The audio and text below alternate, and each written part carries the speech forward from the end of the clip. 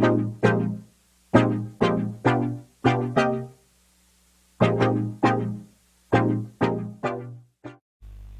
friends, welcome back to my channel, that is Learn Computer Science with Manik Sharma. Today I am going to discuss a very important topic related to database programming, that is PLSQL. PLSQL stands for Procedural Language Structured Query Language. It is a block structured language that enables developer to combine the power of SQL and the programming feature. In simple words, PLSQL is a combination of SQL and programming construct. With the help of PLSQL, one is able to design or develop three different categories of program.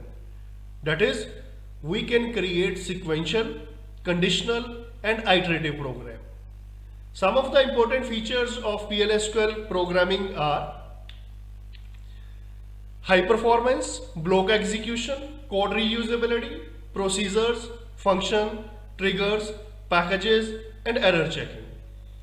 PLSQL programming supports high performance transactions.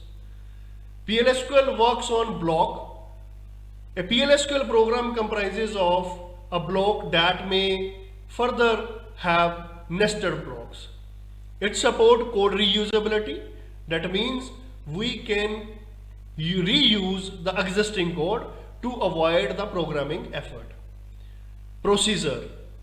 This is a special kind of a feature that is supported by PLSQL. Procedure is based on the principle developed once can be called many times. Function supports code reusability. Triggers. Trigger is a special kind of a program that is executed based on certain event. Like construct, there is no need to execute the trigger manually. It is automatically executed by the Oracle Server Engine. Packages helps in combining the different features of PLSQL program in one cover. Despite this, it also supports the features for error checking. Now let us see what is the block structure of PLSQL program. The block structure of PLSQL program comprises of three different sections: declaration section, executable section, and exception section. Declaration section is used to declare all the variables, if any. Executable statements need to be written after the begin keyword. This is the main section of the PLSQL program.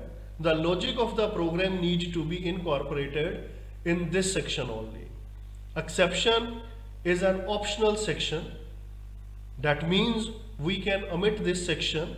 This section is used to handle exception statements, that is unnatural statements like division by zero or stack overflow, etc. However, it is not mandatory. So in general, if we need to write a PLSQL program, we need to write the keyword declare, begin, and end. Let us see how the program are actually written in PLSQL. So first program in PLSQL program. Before starting any program, we need to write set server output on. Then we need to mention the declare.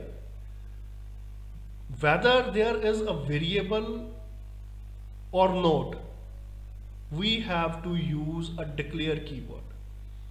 Begin. Then we need to mention the main logic of the program. In this program, we are interested in displaying a greeting message hello. In C, we use printf. In C++, we use cout. In case of PLSQL, we will use dbms underscore output dot put underscore line bracket start. The message needs to be incorporated in the single quotes. We need to close the bracket, and at the end, like SQL, we need to put the semicolon. Then end keyword, semicolon, and then slash. Here slash indicates the execution of the program. Let us see how the program is actually executed in Oracle environment. As mentioned, first of all, we need to write set server output on. We need to mention set server output on. There is no need to put semicolon at the end of set server output on. After that, we need to write declare, then begin, then we need to mention dbms underscore output dot put underscore line hello, need to be put in single quotes, semicolon, end semicolon, enter, and then we need to write slash. Slash is used to terminate the program. Now press enter. So we can observe that the program has been successfully executed and it is showing the greeting message hello. At the end, you are also observing that PLSQL procedure successfully completed. I hope that each and every aspect of this session will be clear to all of you. For more update and technical insight of computer science, please like this video and subscribe the channel. Thank you.